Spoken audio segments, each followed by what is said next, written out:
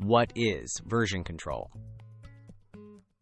Version control is a system that helps you manage changes to code or documents over time.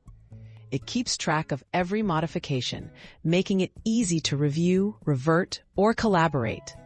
Whether you're working solo or as part of the team, version control prevents loss of work and confusion, providing a clear history of every update. Why developers need version control? Without version control, it's easy to overwrite important code or lose track of progress. Version control lets developers experiment safely, compare past work, and avoid costly mistakes. It's also vital for teamwork, since it combines everyone's contributions and helps resolve conflicts.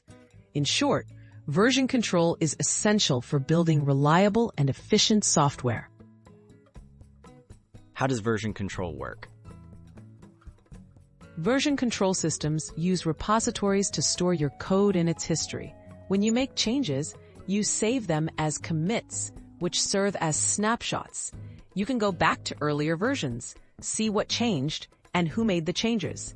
Branching allows multiple lines of development, which are later merged together, making collaboration much easier. Git, the most popular version control tool. Git is a distributed version control system widely used by developers.